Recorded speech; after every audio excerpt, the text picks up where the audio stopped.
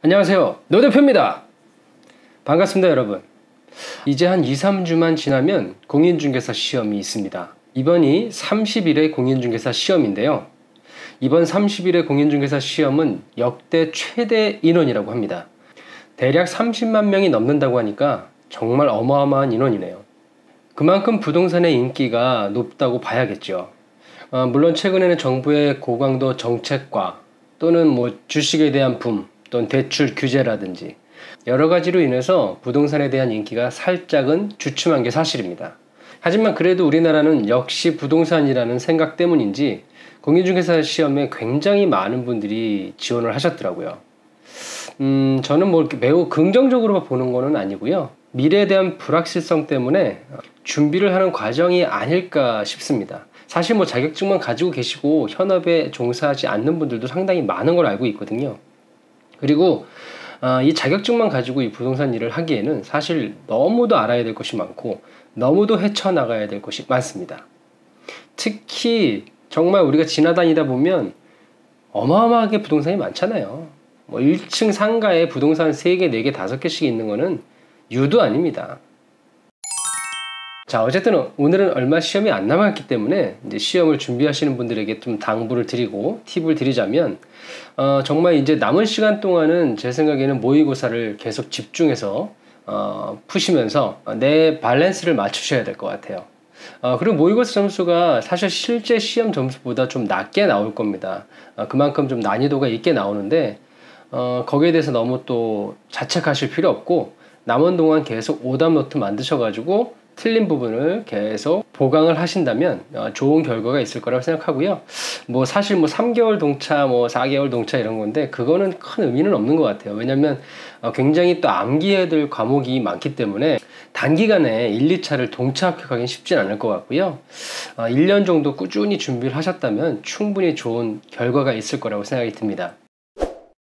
다만 이제 시험 때 실수를 하시면 안 되겠죠. 물론 건강 관리도 조심하셔야 돼요. 더군다나 요즘 또 코로나가 있기 때문에 만약에 정말 시험 전에 몸 컨디션이 안 좋다 그러면 1년 동안 또는 길게 2-3년 동안 준비해온 시험을 망칠 수도 있기 때문에 앞으로 남은 기간 동안은 아마 제일 중요하게 생각하셔야 될 거는 본인의 건강 관리입니다. 그래서 건강 관리 주의하시고, 이제 추석 명절도 지나고 했기 때문에 외출을 좀 자제하시고 집이나 아니면 독서실에서 최종적으로 마무리한다는 생각으로 정리를 하시면 될 것 같아요. 지금은 공부를 해서 더 채우기보다는 모의고사를 통해서 시험 감각을 익히시는 게 좋습니다. 1차, 2차에 대한 시험 과목에 대한 건 여러분들이 더 잘 아실 테니까 거기에 대한 제가 얘기는 하지 않도록 하고요. 아무래도 지원 인원이 많기 때문에 분명히 난이도 조절은 좀 있을 거라고 생각합니다. 아무래도 난이도 조절을 하게 되면 1차 시험에서는 민법보다는 부동산학개론에서 난이도 조절을 할 확률이 높습니다. 그래서 거기에 대해 좀 대비를 하셔야 될 것 같고요. 정말 남은 기간 동안 최선을 다하셔서 좋은 결과가 있길 바라겠습니다. 그 다음으로는 이제 과연 자격증을 취득한 후에 어떻게 해야 될 것인가에 대한 걱정이 많으실 거예요. 그 부분에 대해서 이 노대표TV가 좀 많이 해결을 해드리고 싶은데, 실제로 공인중개사 자격증을 취득하셔서 바로 창업을 하시거나 바로 현업에서 일하는 게 쉽지는 않습니다. 정말 일을 그전에 해보셨던 분이라면 중개보조원으로 일을 하시다가 자격증을 취득한 분들은 그래도 좀 업무에 대해서 어느 정도 인지를 하고 계실 거라고 생각하는데, 그렇지 않은 분들이 많잖아요. 일반 회사를 다니시다가 일반 가정주부로서 공인중개사 시험을 준비하셨다면 자격증은 취득했지만 사실은 그거는 이 일을 하기 위한 가장 기본적인 전제 조건이지 충분히 그걸로 해소가 될 수는 없습니다. 여러분이 아는 지식은 이론적인 지식이지 산 경험은 전혀 없기 때문이죠. 그래서 실제로 부딪히면서 경험을 해보셔야 되는데, 이번에도 시험 응시 연령대를 보면 40대가 가장 많습니다. 1위고요. 그 뒤로 2위가 30대예요. 그만큼 좀 공인중개사 시험에 대해서 연령대가 많이 낮아지고 있어요. 20대들도 꽤 많고요. 그리고 3위가 50대, 그 다음에 4위가 20대, 60대, 70대 이런 식으로 있는데, 나이가 있으신 분들이 사실 취업하는 것도 쉽지 않거든요. 사실 40대라고 해도 일반 부동산 회사에 취직하는 게 쉽지는 않을 겁니다. 그거보다 더 많은 연령대들은 더 어려울 것이고요. 하지만 그래도 충분히 취업할 곳들은 있으니까 찾아보시면 될 것 같은데요. 어쨌든 바로 창업하는 거는 저는 추천드리지 않고 충분히 좀 어느 정도는 경험을 해봐야 되지 않을까 싶습니다.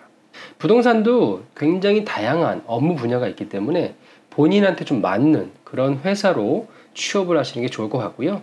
뭐 주택이라든지 아파트나 아니면 뭐 원룸 또는 저처럼 상가나 오피스를 전문적으로 하는 곳도 있고요. 또 빌딩 매매만 전문적으로 하는 곳, 뭐 토지, 분양 정말 다양한 회사들이 많고요. 조금 조심하셔야 될 건 기획부동산. 제가 예전에 편에 노대표 TV에서도 기획부동산에 대해서 다룬 적이 있는데요. 그 기획부동산은 조심하셔야 돼요. 혹시 잘 모르시겠다면 노대표 TV의 기획부동산 편을 한번 시청해 주시면 좋을 것 같습니다. 그래서 조금 더 이 노대표 TV 유튜브를 통해서 부동산 공인중개사가 해야 될 일을 또는 알아야 될 일 거기에 대해서 좀 지식을 쌓고 일을 하신다면 도움이 될 것 같아요. 그래서 공인중개사를 앞으로 하실 분들은 특히 노대표 TV를 꼭 구독과 알림 신청을 하셔서 시청하셨으면 좋겠어요. 제가 뭐 물론 경매 분야에 대해서 강의를 하고 또 공인중개사 편에서도 강의를 하고 있지만 경매 부분도 공인중개사 분들은 알고 계셔야 돼요. 또 어떠한 부동산의 한 분야고요. 하지만 이 공인중개사 편에서 제가 얘기하는 것들은 반드시 알고 계셔야 됩니다.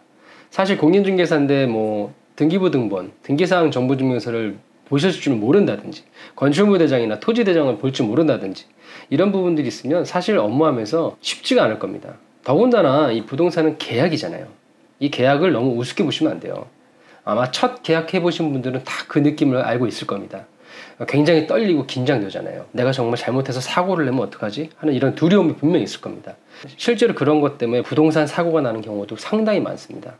그래서 여러분들이 주의하셔야 될 게 굉장히 많기 때문에 제가 단순하게 겁을 주려는 것이 아니라 그만큼 자격증을 취득 후에 공부해야 될 것들이 더 많이 있다는 거죠.